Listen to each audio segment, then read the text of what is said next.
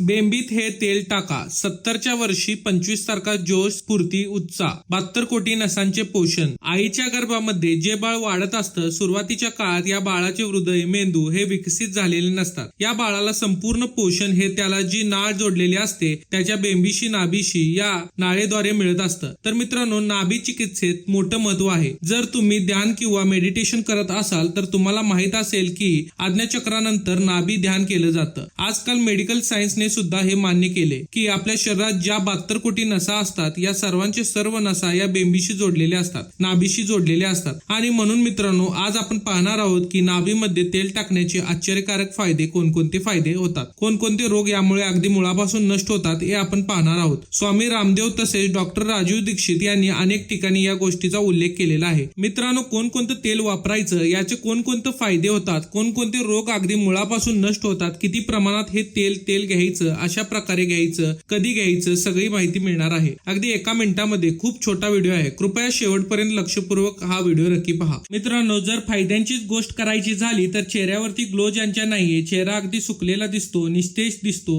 तर अशा लोकांच्या चेहऱ्यावरती ग्लो येणार आहे. हे लोक तरुण दिसू लागतील. तुमच्या डोळ्याखाली जर काळी वर्तुळ असतील, ब्लॅक सर्कल असतील डोळ्यांखाली, तर ही सर्कल सुद्धा यामुळे कमी होतात, निघून जातात. जर तुमची डोळ्यांची रोशनी कमी असेल, दृष्टी कमी असेल, ती सुद्धा चांगली बनते. बऱ्याच जणांच्या चेहऱ्यावरती डार्क स्पॉट असतात, बरोबर डार्क स्पॉट हे सुद्धा याने कमी होतात. तर मित्रांनो, चला पाहूया की कोणकोणतं तेल आपल्याला घ्यायचं आहे. 3 प्रकारचे तेल आपण घेणार आहोत. पहिलं तेल मस्टर्ड ऑइल, म्हणजे याला मोहरीचं तेल असं म्हणलं जातं. हिंदीमध्ये सरसो का तेल या नावाने हे तेल ओळखलं जातं. दुसरं तेल खोबरेल तेल, ज्याला आपण कोकोनट ऑइल किंवा नारियल तेल असं म्हणतो. आणि तिसरं तेल म्हणजे बदाम तेल, हिंदीमध्ये बदाम रोगन तेल किंवा आल्मंड ऑइल असं सुद्धा याला म्हणलं जातं. म्हणजेच 3 प्रकारची तेल आपण घ्यायची आहेत: मोहरीचं तेल, खोबरेल तेल आणि बदाम तेल. तर मित्रांनो, रात्री झोपताना तुम्ही ज्यावेळी रात्री झोपायला जाल त्यावेळी अगदी निवांत पाठीवरती झोपा आणि मग या प्रत्येक तेलाचं फक्त एक थेंब आपण बेंबीमध्ये टाकायचं आहे, नाभीमध्ये टाकायचं आहे. फक्त एक थेंब टाकायचा आहे आणि अर्धा तास त्याच स्थितीमध्ये आपण झोपून राहायचं आहे. अर्धा तास आपण त्याच स्थितीमध्ये झोपून राहणार आहोत. तर मित्रांनो, असा हा उपाय आपण दिवसा आड करायचा आहे. म्हणजेच आज जर केला तर उद्या आपण करणार नाही, परवा करणार, ठीक आहे. दिवसा आड एक दिवस सोडून आपण हा उपाय करायचा आहे. मित्रांनो, याचे जे फायदे आहेत खूप आश्चर्यकारक अशा प्रकारचे फायदे आपल्याला मिळतात. आपलं आयुष्य वाढतं, चेहऱ्यावरती हळूहळू ग्लो येऊ लागतो. एका आठवड्यात तुम्हाला दिसेल की हा ग्लो वाढू लागलाय. ओज वाढतं, तेज वाढतं, डोळ्यांची रोशनी, दृष्टी वाढते, नजर तुमची तेज बनते, नजर चांगली बनते. ज्यांचे ओठ उकलतात त्यांचे ओठ सुद्धा मऊ बनतात.